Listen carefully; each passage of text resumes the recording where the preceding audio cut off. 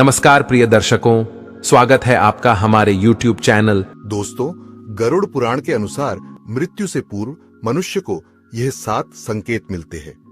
आज इस प्राचीन कथा के माध्यम से जानते हैं, एक गाय, गिद्ध, तोता, बाघ आदि प्राणियों ने एक ब्राह्मण को मृत्यु के कौन से संकेत बताए हैं और इन संकेतों को जानने के बाद मनुष्य को क्या करना चाहिए, इसका भी उत्तर इस कथा में दिया गया है।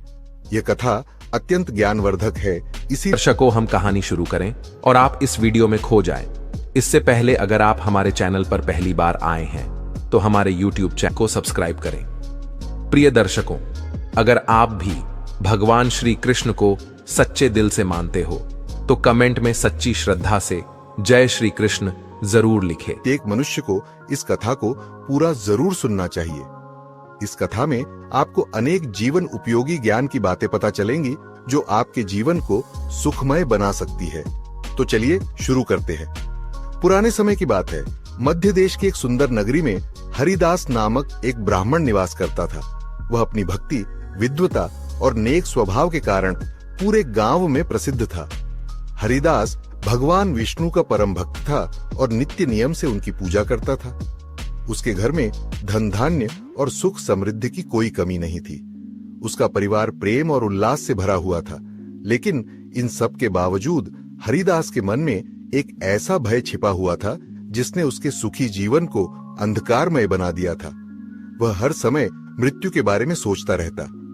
रात को जब सब सो जाते तब हरिदास अकेला बैठकर यह सोचकर बेचैन हो उठता कि उसकी मृत्यु के बाद परिवार का क्या होगा। उसकी संपत्ति, उसके प्रियजन और उसका यह शरीर, यह सब एक दिन समाप्त हो जाएगा। उसका यह भय दिन प्रतिदिन बढ़ता गया। उसे नींद नहीं आती, भोजन का स्वाद फीका लगने लगा और उसका मन किसी भी चीज में नहीं लगता। जीवन की शांति और आनंद पूरी तरह समाप्त हो गए थे। आखिरकार एक दिन हरिदास ने इस भय से छुटकारा पाने का निर्णय लिया। उसने सोचा, मुझे मृत्यु का रहस्य जानना होगा। यदि मैं यह समझ सकूं कि मृत्यु से पहले क्या संकेत मिलते हैं तो शायद मैं इस भय से मुक्त हो सकता हूं।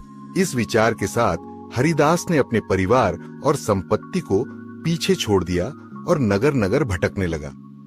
वह जहां कहीं पर भी जाता वहां के साधु संतों से मिलता और उन साधु संत से यही प्रश्न पूछता, हे महात्मा, मृत्यु से पहले मनुष्य को कौन कौन से संकेत मिलते हैं? लेकिन कहीं से उसे संतोषजनक उत्तर नहीं मिला। भटकते भटकते एक दिन वह एक घने और भयावह जंगल में पहुंच गया। इस जंगल के चारों ओर केवल ऊंचे ऊंचे पेड़, झाड़ियां और पक्षियों की अजीब आवाजें सुनाई पड़ रही थीं। चलते चलते उसे एक स्थान पर एक आश्रम दिखाई दिया। यह साधारण आश्रम नहीं था। आश्रम के बाहर एक दिव्य शांति फैली हुई थी। अंदर से वेदों का पाठ और शंखध्वनि सुनाई पड़ रही थी। उस आश्रम में जो साधु निवास करते थे वे बहुत तेजस्वी और शांत दिख रहे थे। उनके मुख पर दिव्यता की चमक थी और ऐसा प्रतीत होता था मानो वे साक्षात देवता हों। हरिदास ने आश्रम में प्रवेश किया और साधु को प्रणाम करते हुए कहा, हे साधु महात्मा, मैं एक समस्या लेकर आया हूं, कृपया मेरी सहायता कीजिए। साधु ने शांति से उत्तर दिया, हे ब्राह्मण, बताओ तुम्हारी समस्या क्या है? तुम इतने चिंतित और थके हुए क्यों दिख रहे हो? हरिदास ने हाथ जोड़कर कहना शुरू किया, हे साधु महाराज, मैं मृत्यु के भय से अत्यधिक परेशान हूं। इस भय के कारण मुझे न नींद आती है, न भोजन अच्छा लगता है। मैं दिन रात केवल मृत्यु के बारे में ही सोचता हूं। साधु ने गंभीर स्वर में पूछा, मृत्यु का भय क्यों? क्या तुम यह जानना चाहते हो कि मृत्यु कब होगी और कैसे होगी? हरिदास ने उत्तर दिया, हाँ महाराज, मैं यह जानना चाहता हूं कि मनुष्य को मृत्यु से पहले कौन कौन से संकेत मिलते हैं। मैं यह समझना चाहता हूं ताकि इस भय से मुक्त हो सकूं।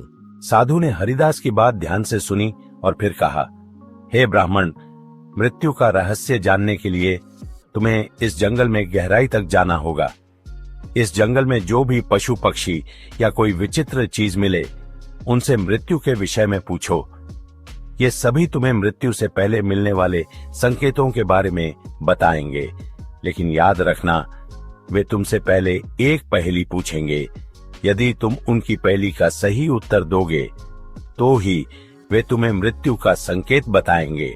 हरिदास ने साधु की बात सुनकर उन्हें प्रणाम किया और कहा, ठीक है साधु महाराज, अगर इससे मुझे मेरे प्रश्नों का उत्तर मिलता है तो मैं अवश्य इस वन में जाऊंगा। साधु ने उसे आशीर्वाद देते हुए कहा, जाओ और ध्यान रखना कि यह यात्रा तुम्हारे लिए केवल मृत्यु का नहीं बल्कि जीवन का भी सत्य उजागर करेगी। फिर हरिदास साधु के निर्देशानुसार जंगल में चला गया। वह जंगल बेहद भयानक था।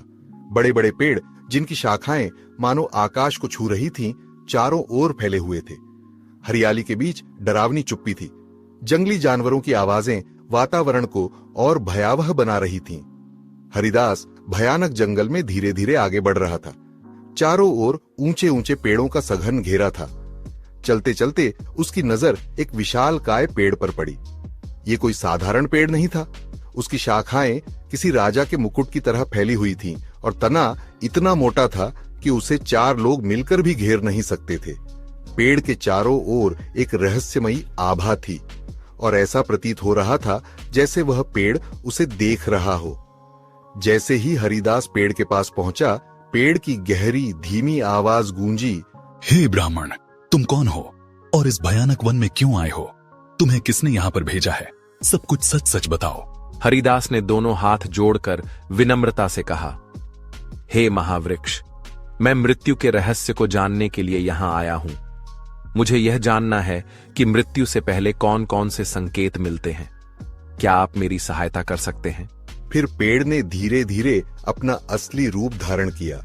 उस महावृक्ष का विशालकाय मुख प्रकट हुआ। उसका मुख मनुष्यों की भांति दिखाई देने लगा। उस वृक्ष का वह अद्भुत रूप देखकर हरिदास भयभीत होकर उस वृक्ष की ओर घूरने लगा। तभी पेड़ ने अपनी आवाज को और गंभीर करते हुए कहा, हे ब्राह्मण, मैं तुम्हारी सहायता कर सकता हूँ, लेकिन पहले तुम्हें मेरी पहेली का उत्तर देना होगा। यदि तुम सही उत्तर दोगे तो मैं तुम्हें मृत्यु से पूर्व मिलने वाला पहला संकेत बताऊंगा। हरिदास ने आत्मविश्वास से कहा, हे वृक्ष, पूछिए, आपकी जो भी पहेली है उसका उत्तर देने के लिए मैं अपनी पूरी कोशिश करूंगा। पेड़ ने थोड़ी देर चुप्पी साधी और फिर अपनी पहेली पूछी, हे ब्राह्मण, कौन है वह जो बिना पंखों के उड़ता है, बिना पैरों के चलता है और बिना जीभ के बोलता है? हरिदास ने कुछ देर गहन विचार किया। उसने चारों ओर देखना शुरू किया और उसका ध्यान उस समय बह रही ठंडी हवा पर गया। कुछ क्षणों बाद उसने मुस्कुराते हुए उत्तर दिया, हे महावृक्ष, यह तो हवा है। पेड़ अचानक हंस पड़ा। उसकी हंसी जंगल में गूंज उठी। उसने कहा, तुमने सही उत्तर दिया हे ब्राह्मण।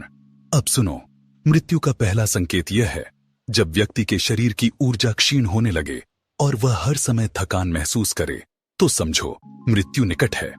यह संकेत तुम्हें आत्मिक और शारीरिक रूप से सावधान करने के लिए है। हरिदास ने पेड़ को प्रणाम किया और कहा, हे महावृक्ष, मैं आपके ज्ञान के लिए हृदय से आभारी हूं। आपने मेरे प्रश्न का उत्तर दिया और मुझे मृत्यु के पहले संकेत के बारे में बताया। मैं इसे याद रखूंगा। पेड़ ने शांत स्वर में कहा, जाओ आगे बढ़ो, तुम्हें और भी संकेत मिलेंगे। याद रखना, जीवन और मृत्यु एक चक्र है, इसे समझना ही तुम्हारा उद्देश्य है। हरिदास ने पेड़ का धन्यवाद किया और आगे की यात्रा पर निकल पड़ा।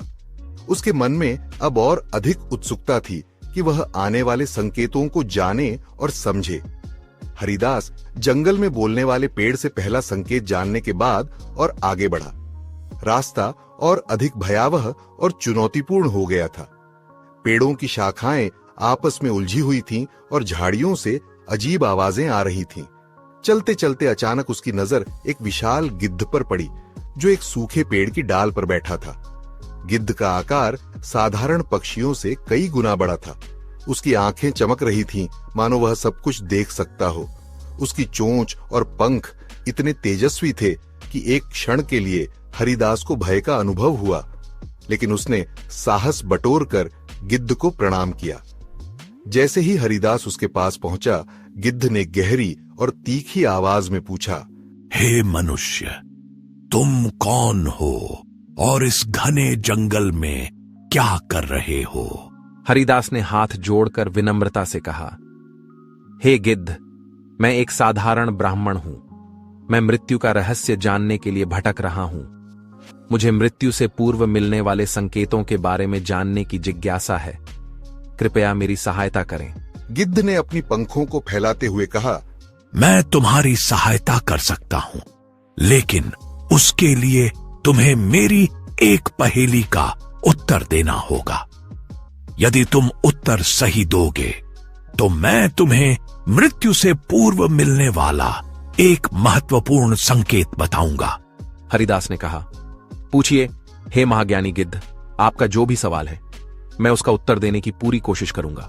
गिद्ध ने अपनी तीव्र दृष्टि हरिदास पर टिकाते हुए पूछा, हे मनुष्य, क्या है वह चीज जो पैदा होने के साथ ही हर पल घटती रहती है लेकिन कभी समाप्त नहीं होती? हरिदास ने थोड़ी देर विचार किया। उसने अपनी यात्रा, समय और जीवन के चक्र के बारे में सोचा। कुछ ही क्षणों बाद उसने उत्तर दिया, हे गिद्ध महाराज, इसका उत्तर समय है। समय हर पल कम होता है, लेकिन यह अनंत है और कभी समाप्त नहीं होता। गिद्ध ने अपनी तीखी आवाज में हंसते हुए कहा, सही उत्तर दिया। हे ब्राह्मण, अब सुनो, मृत्यु का दूसरा संकेत यह है, जब व्यक्ति की इंद्रियां जैसे सुनने और देखने की शक्ति कमजोर होने लगे तो समझो कि मृत्यु निकट है। हरिदास ने ध्यानपूर्वक गिद्ध की बात को सुना और गिद्ध को प्रणाम करते हुए कहा, हे महाज्ञानी गिद्ध, मैं आपके ज्ञान का आभारी हूं। आपने मुझे मृत्यु के दूसरे संकेत के बारे में बताया जो मेरे लिए अत्यंत महत्वपूर्ण है। गिद्ध ने अपने पंख झटकते हुए कहा, हे मनुष्य, याद रखना, जीवन और मृत्यु के बीच संतुलन को समझने के लिए इन संकेतों का ज्ञान आवश्यक है।